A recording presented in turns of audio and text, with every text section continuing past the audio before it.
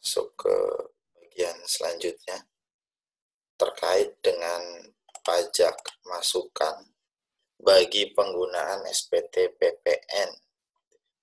Jadi beda SPT PPN yang digunakan, maka beda juga penghitungan pajak masukannya. Terkait dengan SPT PPN 1111, maka ini bisa dinamakan dengan mekanisme umum. Jadi memang normalnya seperti ini, gitu ya. Dia yang disetorkan ke kas negara itu adalah pajak keluaran PK dikurangi dengan pajak masukan. Jadi ini pajak masukan di sini adalah yang tadi sudah kita pelajari gitu loh. Jadi bahwasanya apa? Dia memenuhi syarat formal, material, hanya PM yang dengan tanggal setelah tanggal pengukuhan PKP, kemudian berhubungan dengan kegiatan usaha, tidak boleh dibebankan, tidak boleh belum dibebankan dalam laporan keuangan, belum dikapitalisasi dalam neraca gitu ya. Jadi syarat-syarat tadi terpenuhi. Gitu. Nah, sedangkan ada SPT PPN, nanti namanya SPT PPN 1111 DM. Kalau ini, maka pajak masukannya dia sudah ditentukan. Ada tidak ada pajak masukan gitu ya, jumlahnya berapapun, maka apabila menggunakan SPT PPN 1111 DM, dia PPN-nya pajak masukannya sudah ditentukan. Ada nanti SPT PPN 1111 DM itu untuk kegiatan usaha tertentu, maka dia pajak masukannya 90% dari pajak keluaran.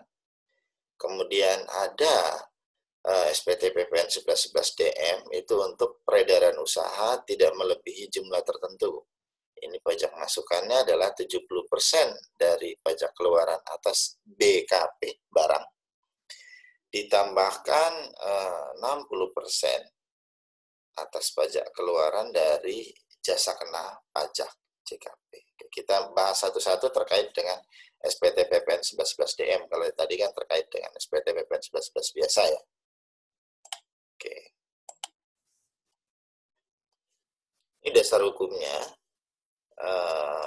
PMK 74 tahun 2010 dan PMK 79 tahun 2010.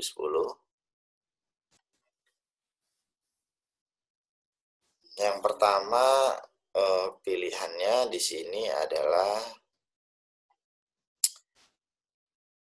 PMK 74 tahun 2010 itu dasar hukum yang digunakan untuk DM atas peredaran usaha yang tidak melebihi jumlah tertentu. Jumlah tertentunya berapa sih? 1,8 miliar rupiah dalam 1 tahun. Maka tadi saya bilang dia PM-nya adalah 70% dari PK atas BKP dan 60% dari PK atas JKP. Dengan syarat, jika dia merupakan PKP yang sudah lama berdiri, maka 2 tahun sebelumnya berturut-turut wajib kurang dari sama dengan 1,8 miliar peredaran usahanya. Ya, seluruh peredaran usahanya. Sedangkan apabila dia kan boleh ya PKP itu sejak awal berdiri PKP atau baru berjalan omset baru berapa gitu ya, masih 100 juta, masih 200 juta PKP. Maka jika terjadi seperti itu berarti namanya PKP baru karena belum punya riwayat tahun sebelumnya ya.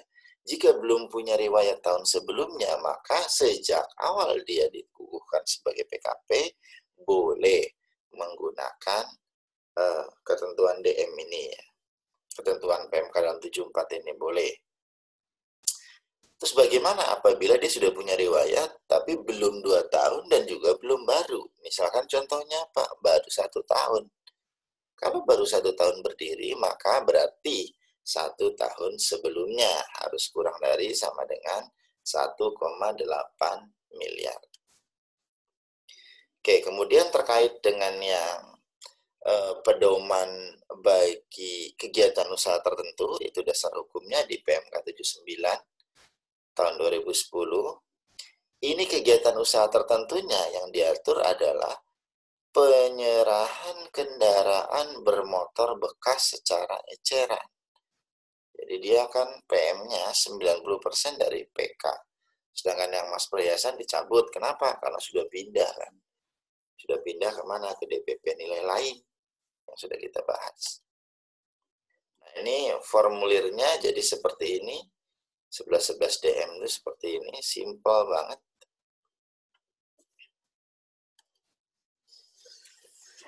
Oke, kemudian ini syarat untuk yang tidak melebihi jumlah tertentu dulu ya. Tadi syaratnya sudah dijelaskan.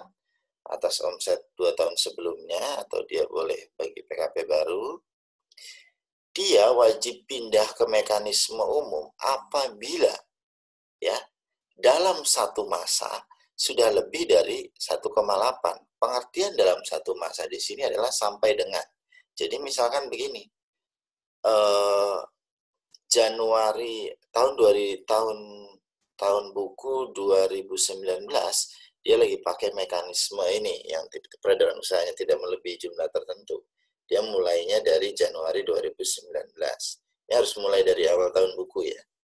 Jadi misalkan Januari 2019 omsetnya 500. Nah, belum lewat kan dari 1,8.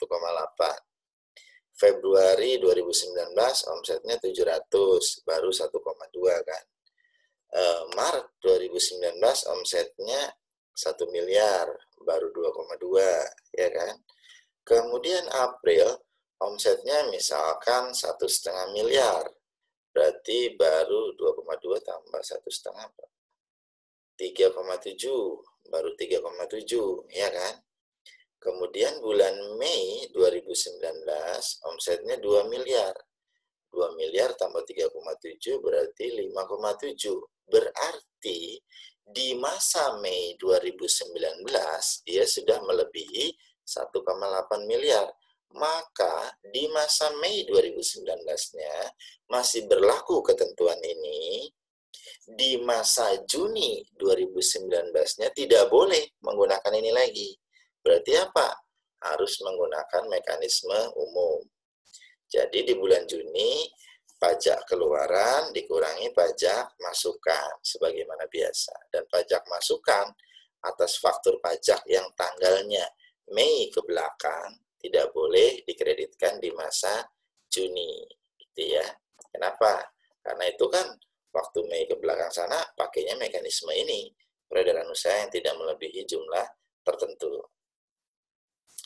Kemudian gimana kalau misalkan kata si PKP-nya, aduh saya tuh sebenarnya untung kalau pakai mekanisme ini loh, tapi ini udah terlanjur lewat dari 1,8. Boleh, dia boleh pakai mekanisme ini lagi dengan catatan, dengan syarat 2 tahun berikutnya, gitu ya.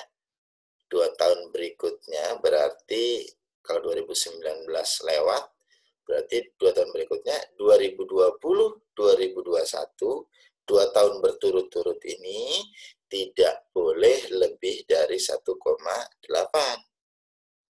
Ya, tidak boleh lebih itu berarti kurang dari sama dengan ya 1,8 miliar rupiah. Ya, maka dia baru bisa tahun 2002-nya awal tahun menggunakan mekanisme ini lagi. Jadi 2020, 2021 tidak boleh. Apapun yang terjadi meskipun dia peredaran usahanya dalam 1 tahun kurang dari 1,8. Paham ya teman-teman ya? Syaratnya setiap kali mau menggunakan mekanisme ini, maka dia wajib memberitahukan. Paling lama kapan? Akhir bulan berikutnya dari awal masa penggunaan. Jadi kalau awal masa penggunaan adalah Januari, maka paling lama dia akhir Februari sudah harus memberitahukan menggunakan mekanisme ini. Pemberitahuan. Ingat, pemberitahuan beda dengan permohonan. Pemberitahuan tidak perlu jawaban. Permohonan butuh jawaban. Jadi kalau mengungkapkan cinta, ya pakainya apa tuh? Pemberitahuan apa permohonan? Kalau butuh jawaban berarti pakai permohonan. Kalau nggak butuh jawaban berarti pemberitahuan aja. Oke, kita lanjut lagi. Dan wajib konsisten. Wajib konsistennya dalam artian begini. Ketika tadi tahun Januari 2019, dia ngomong mau pakai mekanisme ini gitu ya. Kemudian apa? Januari, Februari, Maret nih. Maret dia labil. Labil kenapa? Waduh, tiba-tiba Maret ini ada pembelian 1M. Kalau pembelian 1M itu PPN-nya 100 juta. Kalau nggak dikreditin 100 juta, tekor juga gitu ya, rugi. Bisa nggak Maret itu dia pindah? Padahal sebelum lewat dari 1,8, nggak bisa. Harus taat azas. Dia harus pindahnya kapan? Setelah lewat dari 1,8. Pun demikian gitu. Kalau dia lagi, saya lagi nggak mau pakai deh mekanisme ini.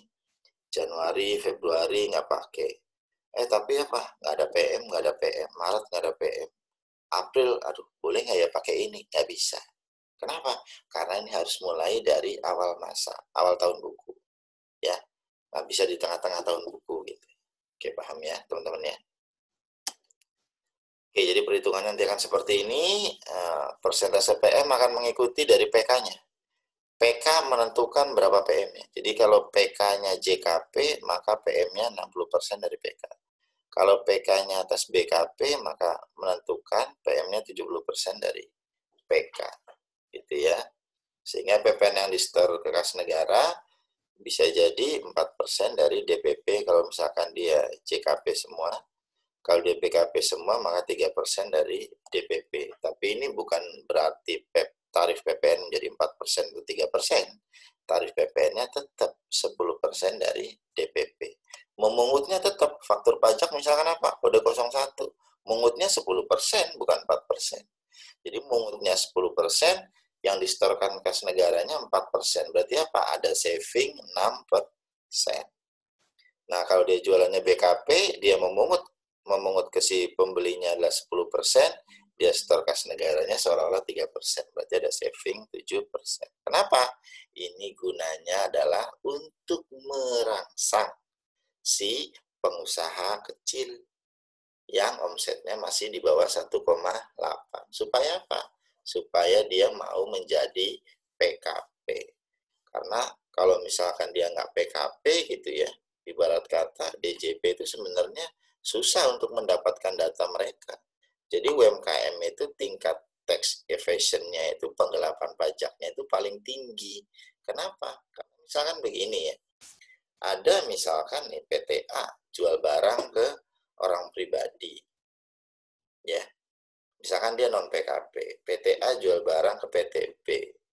Misalkan PTA-nya nggak PKP, PTB-nya PKP. Kan tetap menerbitin faktur pajak. Iya kan? DJP datanya dari mana? Kalau mau meriksa PTA gitu. PTA, Anda omsetnya berapa sih? Nggak ada data. Karena nggak ada faktur dan jualannya barang. Nggak ada bukti potong PPh. Ya kan? Maka untuk merangsang seperti itu, dan DJP istilahnya sedikit mengorbankan selisih sebesar 6% atau selisih sebesar 7% yang tadi untuk mendapatkan data. Itu ya, paham ya teman-teman? Oke, jadi ini gunanya untuk kerangsangan, tapi ingat batasannya tetap di 1,8, belum berubah menjadi 4,8. Walaupun PP 23 gitu ya terkait UMKM sudah berubah menjadi 4,8 dari sejak zamannya PP 46, tapi tetap ketentuan yang ini belum pernah diutak-atik. Jadi jangan latah kemudian menjadi 4,8. Kalau mau jadi 4,8, ubah dulu PMK-nya. Oke, jadi ilustrasinya seperti ini. Misalkan PKPA dia menjual harga 1 juta. Ini misalkan jual printer ya, harga 1 juta kepada PKPB. Dia terbitin faktur pajak 1 juta, PPN-nya 100.000. PKPB bayar 1.100.000. Berarti PK-nya dari PKPA itu PK-nya 100.000. PM-nya karena printer maka dia BKP. Karena BKP maka 70% dari PK, 70% dari 100, yaitu 70.000. Sehingga yang disetorkan ke kas negara nanti dalam SPT-nya, kalau dalam 1 bulan nggak ada penjualan yang lain, maka yang disetorkan ke kas negaranya adalah 30% dari PK. Berapapun pajak masukan dari PKPA ini apa? Misalkan apa? Berapa sih harga beli dari printer yang dijual 1 juta itu? Nggak peduli. Berapa sih PM atas beban sewanya? PKPA ada beli truk gitu kan. Apakah bisa dikreditkan? Nggak peduli. Dia akan tetap PM-nya 70%. Makanya tadi saya bilang, untuk jenis yang ini, dia PM-nya sudah ditentukan. Oke, bagaimana kalau misalkan jualnya jasa? Kita contohkan, PKPB-nya jual ke PKPC. Misalkan apa? PKPB bukan jual barang yang sama. Dia jual misalkan jasa pemeliharaan server atau jasa pemeliharaan hardware gitu ya. PKPC lagi butuh misalkan pemeliharaan, ada 6 unit dari laptop di kantornya PKPC yang rusak, minta tolong dong PKPB kerjain. Oke, PKPB kerjain 6 unit ya, 6 kali misalkan servisnya harganya 200.000, jadi 1.200.000 dia tagih ke PKPC. PKPC bayar nilai tagihan gitu ya, nilai penggantiannya 1.200.000 ditambah PPN 120.000, tetap 1%, 10% PPN. Bagi PKPB dalam SPT PPN-nya, maka inilah pajak keluarannya 120.000, maka pajak keluarannya 120.000. Pajak masukannya, karena ini jasa pemeliharaan, maka JKP. Karena JKP, maka 60% kali PK. Sehingga 60% kali 120, maka 72.000. Didapatkanlah kalau misalkan PKPB itu nggak ada lagi penjualan lain dalam 1 bulan gitu ya, nggak ada lagi penyerahan lain dalam 1 bulan, maka yang disetorkan ke kas negaranya 48.000. Tidak memperhitungkan misalkan dalam bulan yang sama PKPB ada beli printer dari PKPA 1 juta yang PPN-nya 100.000. Ini 100.000 ini nggak bisa jadi pajak masukannya dari PKP si B. Paham ya? Kenapa? Karena sudah ditentukan. Bagaimana kalau dalam 1 bulan penjualannya ada BKP, ada JKP? Tinggal dipisah aja. Berapa BKP-nya dalam satu faktur gitu ya. Berapa JKP-nya dalam satu faktur. Itu jadi tiap faktur. Satu faktur ini atas BKP atau JKP. Satu faktur atas BKP atau JKP. Paham ya teman-teman? Sedangkan terkait dengan yang PMK 79, ini atas PKP yang melakukan kegiatan usaha tertentu, ya, ini atas penjualan kendaraan bermotor bekas secara eceran. Nah, ini mekanismenya seperti ini. Misalkan ada mobil 88 gitu ya, jual kendaraan bekas, harga Avanza 2013 tipe E misalkan berapa? 80 juta. Maka si mobil 88 akan memungut 10% kali DPP, 10% kali 80 juta, 8 juta. Tapi yang disetorkan ke kas negara, dia mendapatkan PM sebesar ditentukan 90% dari PK. PK-nya apa? Kendaraan tadi kan. PK-nya berarti 8 juta. 90% kali 8 juta, 7.200.000. Maka yang disetorkan kas negaranya adalah 800.000, atau bisa dikatakan PP yang disetorkannya 1% kali DPP. Ini dengan catatan tidak boleh ada kegiatan usaha yang lain. Oh, ini tadi udah skip dulu.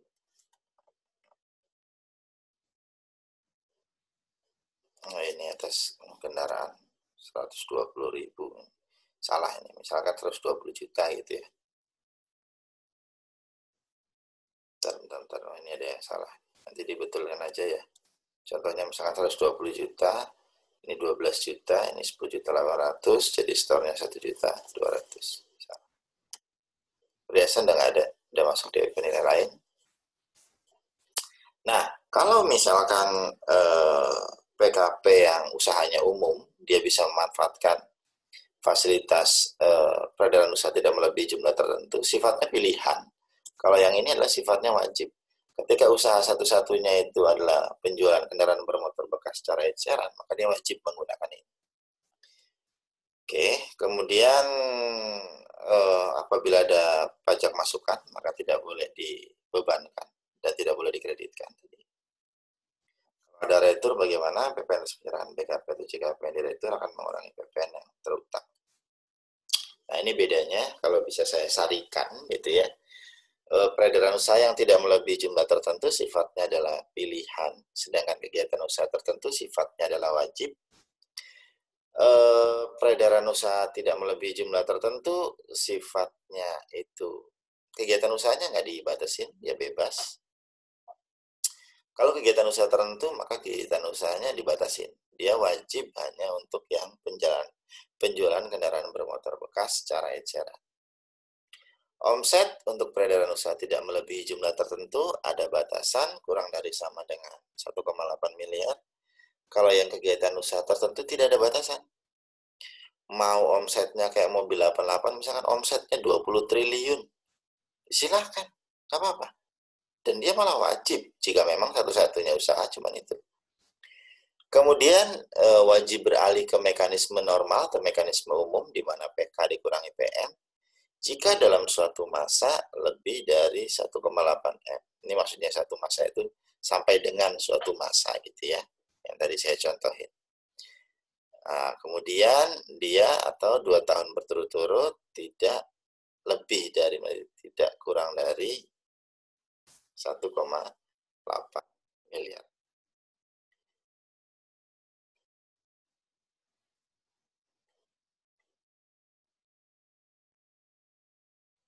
Oke, kemudian bisa menggunakan lagi jika dalam 2 tahun berturut-turut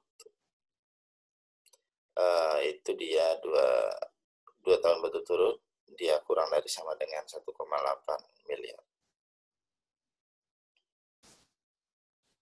Kegiatan usaha tertentu ini omset tidak ada batasan, wajib beralih jika ada kegiatan usaha lain. Jadi kalau ini batasannya kegiatan usaha, maka jika ada kegiatan usaha yang lain, nah dia masa berikutnya wajib beralih ke mekanisme normal, PK kurangi PM, ke mekanisme umum gitu ya, PK dikurangi PM. Kemudian dia kapan hukumannya, kalau bisa dibilang hukumannya gitu ya, kalau yang peredaran usaha tidak melebihi jumlah tertentu itu kan 2 tahun berturut-turut. Kalau ini cukup 1 tahun yang kegiatan usaha tertentu. Ini seperti ini. Oh, ini tadi penyerahan terutang tidak terutang. Stop dulu.